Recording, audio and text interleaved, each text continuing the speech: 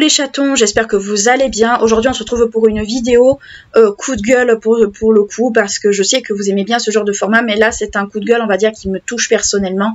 On va parler en fait de cette nouvelle tendance que l'on voit apparaître sur certains réseaux sociaux, je pense surtout à Instagram et à TikTok. Alors petit disclaimer, je ne suis pas sur TikTok, simplement je vois beaucoup de contenus sur Instagram qui ont été aussi publiés sur TikTok ou inversement, et moi c'est vrai que ça commence à me poser de sérieux, pas de sérieux problèmes, mais notamment sur cette question-là, ça me pose un sérieux problème parce que ça fait l'apologie de quelque chose qui est quand même assez toxique et assez grave. On va parler en fait d'un reportage que j'ai vu hier sur TF1 qui parlait justement de cette espèce de retour à la minceur, mais minceur parfois extrême, que l'on retrouve également chez les jeunes, mais aussi il y avait eu le cas de certains adultes, et surtout dû aux réseaux sociaux.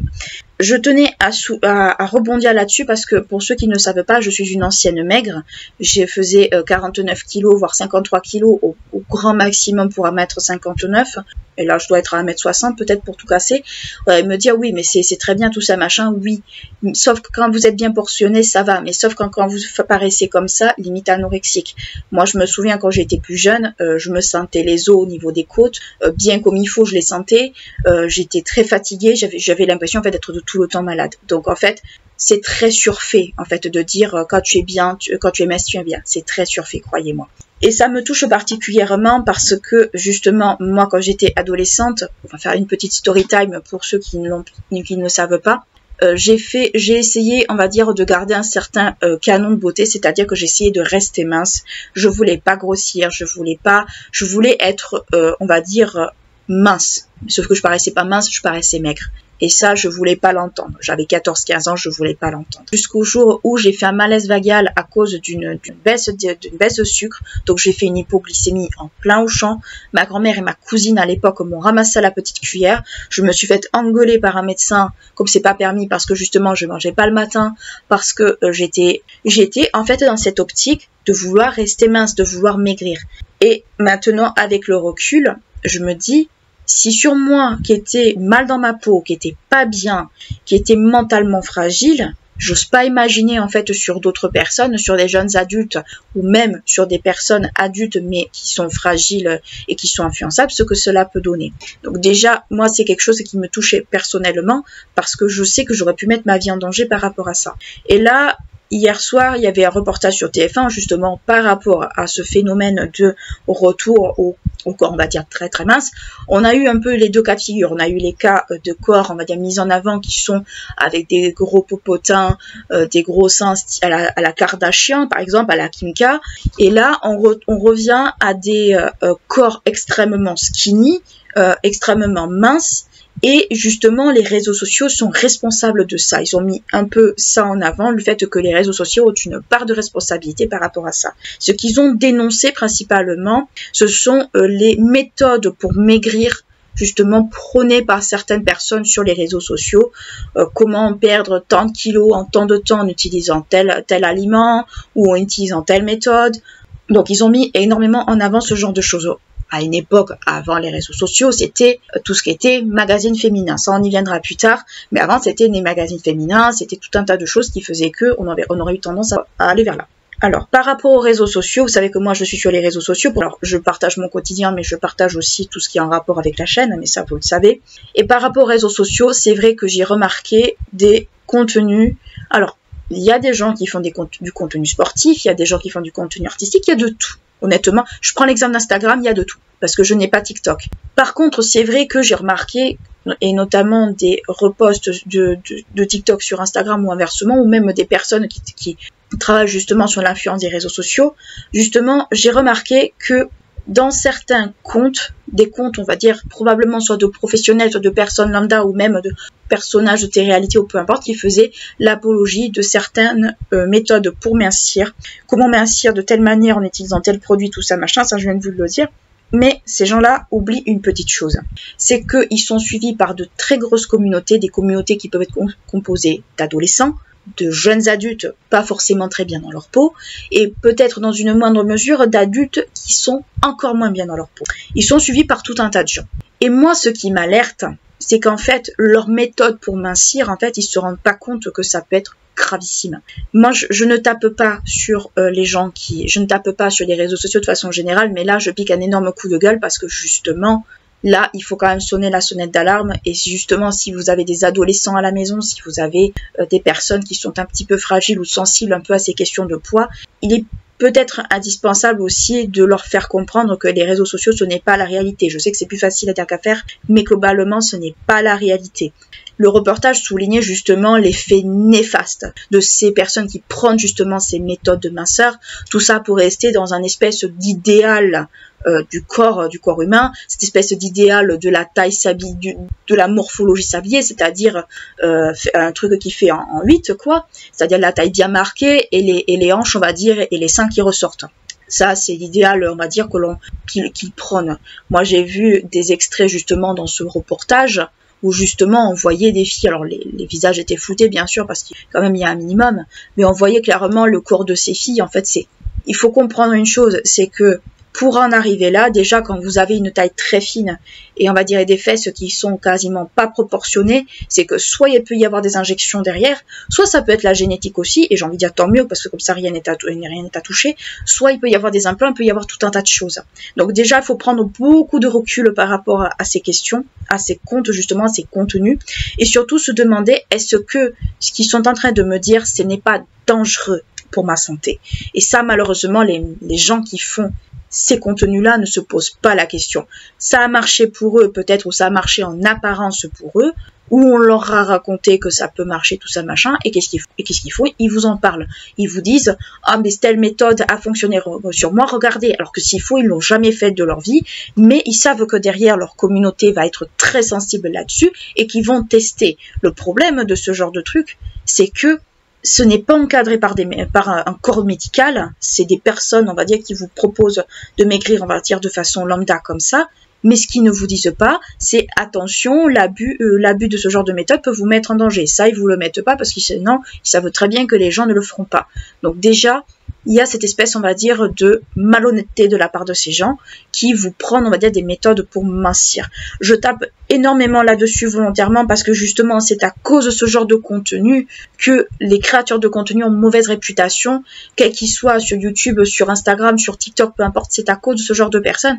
Et justement, moi, quand j'entends que les réseaux sociaux et notamment ces comptes-là sont responsables d'avoir exacerbé des troubles du comportement alimentaire chez certaines personnes, moi, c'est quelque chose qui me révolte parce que je me dis, si nous, déjà, quand on n'était pas bien dans notre peau, on se supportait les moqueries, on se supportait de tout. Moi, je me suis fait traiter de cadavre, de zombie parce que j'étais très maigre. Et ça, malheureusement, c'était une réalité. J'étais trop maigre pour l'époque. J'étais très, très maigre, voire trop maigre. Mes pantalons baillaient, donc c'était quand même qu'il y avait un souci. Si déjà, de mon époque, les gamins ou les gens étaient quand même pas relativement tendres, j'ose même pas imaginer sur les réseaux sociaux comment ça se passe. Moi, je suis pas ce genre de compte parce que je sais très bien qu'est-ce que c'est, et je sais que moi, ça m'agace, ça m'énerve, et je serai très agressive par rapport à ça. Mais là où j'essaie d'être un peu objective, même si cela me touche personnellement, et ça m'a touché d'autant plus que ça a touché également une personne de mon entourage aussi, qui n'avait pourtant pas 14 ou 15 ans, qui en avait plus de 60-70, c'est que à un moment donné, il faut bien que vous compreniez que les personnes qui vous prônent ces méthodes pour mincir ne sont pas médecins, ne sont pas coachs sportifs, ou s'ils le sont, c'est des très mauvais coachs, ou ne sont pas coachs de vie, ou s'ils le sont, c'est de très mauvais coachs. Si vous voulez mincir, si vous voulez maigrir pour des questions de santé, faites-vous aider par un médecin, par un nutritionniste, par un bon coach sportif qui pourra adapter un programme de sport en fonction de vos besoins et de ce que vous recherchez.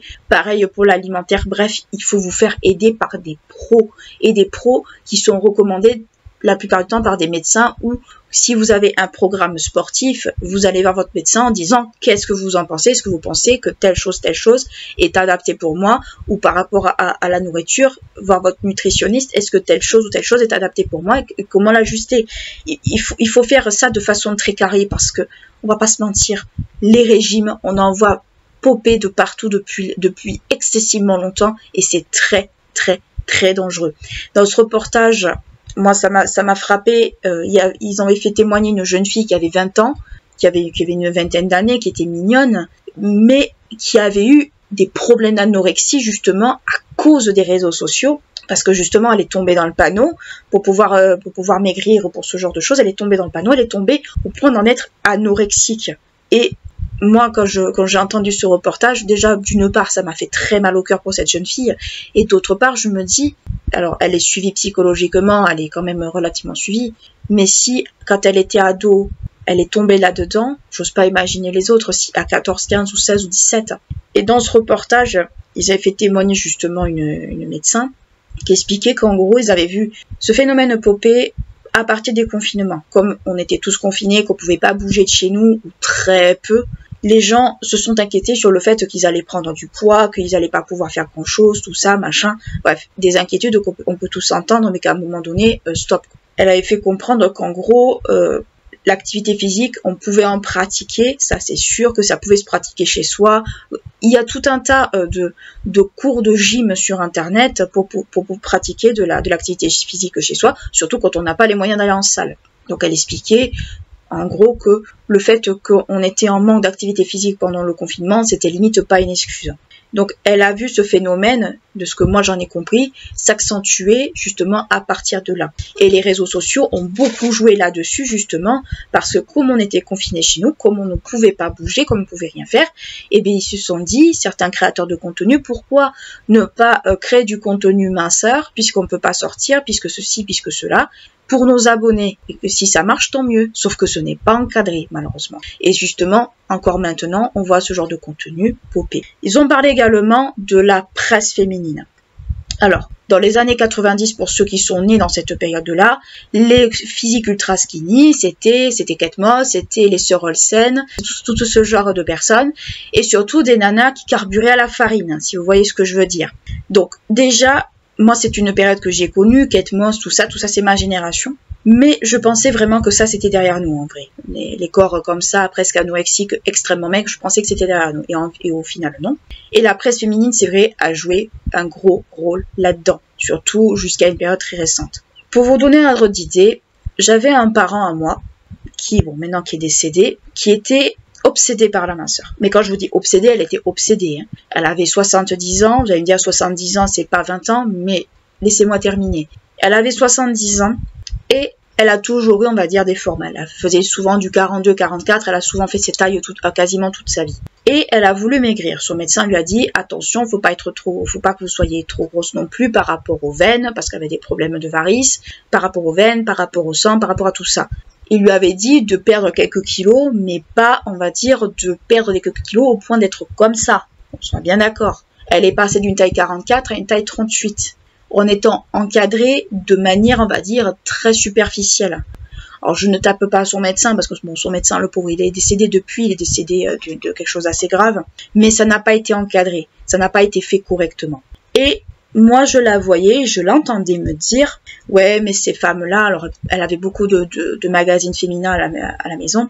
En gros, elle prenait exemple sur les mannequins qui avaient pas de forme, pas de seins, pas de fesses, qui n'avaient rien, qui ressemblaient à des bâtons de sucette carrément.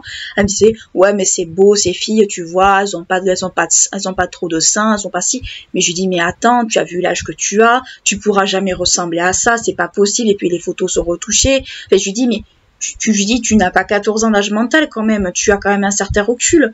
Et c'est vrai que je m'énervais beaucoup par rapport à ça parce que c'est quelque chose qui est toxique. Surtout les magazines féminins, on va pas se mentir, on voit toujours des nanas ultra fines, tout ça.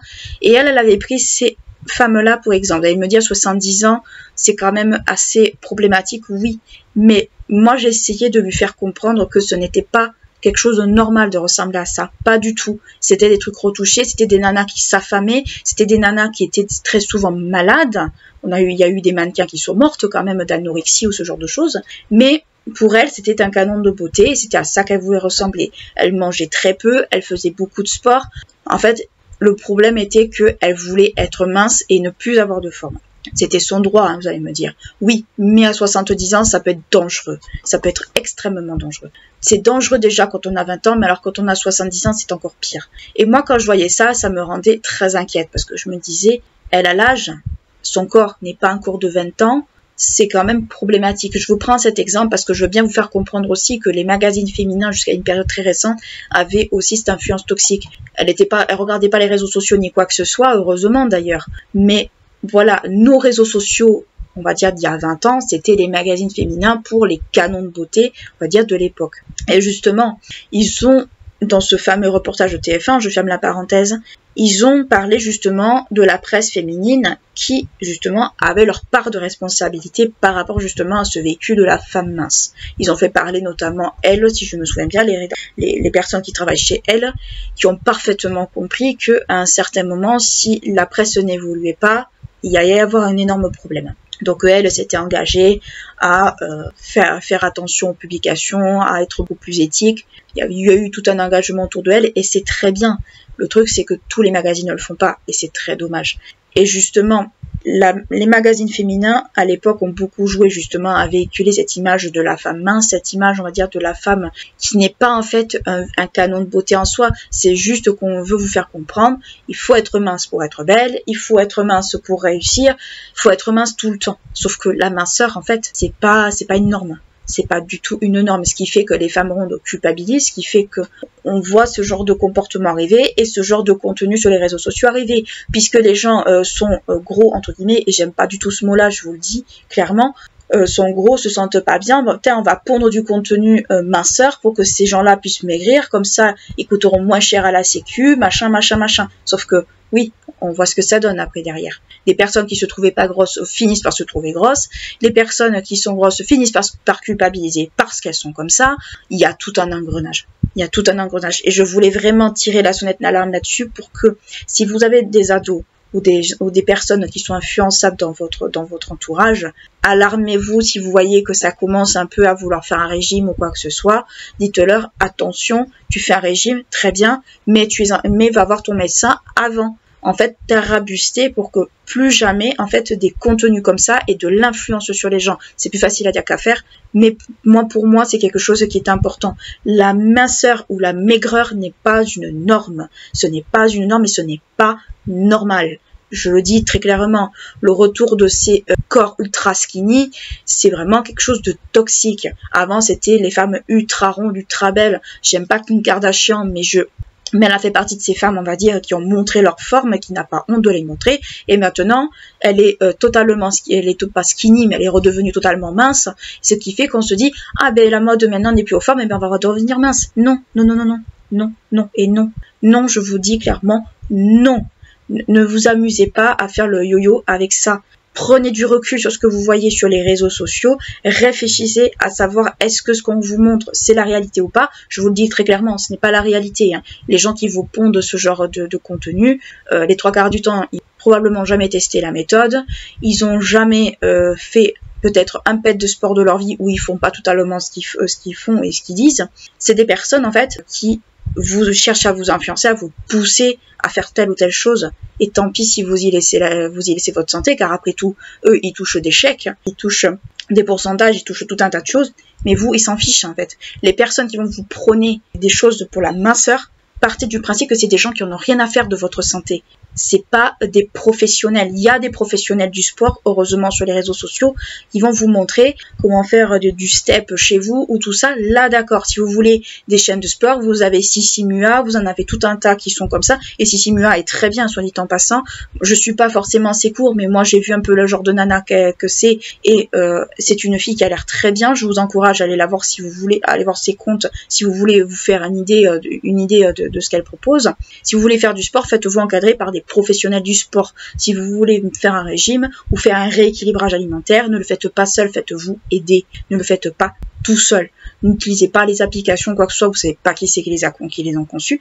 Faites-vous aider par un médecin. C'est bête et méchant, mais faites-vous aider par un médecin. Et partez du principe que les contenus minceurs que vous voyez sur Instagram, TikTok, peu importe, ce sont des contenus qui ont été faits spécialement pour vous et que les personnes qui les ont créés savent que derrière ça va vous influencer et savent que derrière ça appuie sur une corde sensible. Donc ne tombez pas dans le panneau s'il vous plaît. Je vous encourage à aller voir ce reportage de TF1. Alors Je sais pas s'il sera encore disponible au moment où cette vidéo va apparaître, je l'espère. Sinon, j'essaierai de vous mettre des extraits en barre d'infos si j'arrive à les trouver. Allez le voir honnêtement parce que vous allez comprendre un peu ce dont je veux parler. Moi, je tiens à tirer la sonnette d'alarme sur ça parce que c'est important. C'est important que les jeunes ne tombent pas justement dans les mêmes pièges que nous sommes tombés par rapport à la presse féminine, aux stars et aux compagnies, même si les stars ont toujours, on va dire, une grosse influence sur les jeunes. Mais là, justement, si vous avez un ado qui commence à maigrir, qui dit « Ah non, je veux pas manger ci, je veux manger que ça », non, vous lui dites clairement pourquoi tu manges peu, vous essayez de le faire parler, parce que les réseaux sociaux peuvent être derrière. Surtout, alarmez-vous si jamais vous voyez des changements au niveau du comportement alimentaire, c'est important. Parce que les réseaux sociaux, j'insiste très lourdement là-dessus, mais les personnes qui vous pondent ces contenus minceurs ou je ne sais quoi, ne le font pas pour vous, ils le font parce que derrière, ils ont des intérêts à le faire ou parce que tout simplement, ils se fichent royalement que vous ayez des problèmes derrière. Parce qu'ils savent que eux, ils sont pas inquiétés, ils vont vous dire « Ah mais nous, on vous a pas obligé à nous écouter et à nous suivre ». Donc, partez du principe que, malheureusement, ils se dédouanent de beaucoup de responsabilités alors qu'ils sont responsables. J'espère que cette vidéo coup de gueule quand même vous aura intéressé, vous aura plu, vous aura aidé à y voir un peu plus clair et à réfléchir justement autour de cette idée de minceur. Et justement, on est beaucoup à en parler d'anciens maigres ou d'anciens gros qui sont sur les réseaux, ou d'anciennes personnes justement qui ont fait des régimes à gogo et pour qui ça n'a jamais marché. On est beaucoup à en parler, mais je pense que malheureusement la sonnette d'alarme n'est pas tirée suffisamment tôt. Et c'est problématique. Quoi qu'il en soit, n'hésitez pas à liker, clocher la vidéo si elle vous a plu, à vous abonner à la chaîne si ce n'est pas encore fait. Ce serait bien qu'on arrive aux 150 premiers abonnés d'ici la fin de l'été. Moi, je vous dis à très bientôt. Prenez soin de vous, faites très attention à ce que vous consommez sur les réseaux.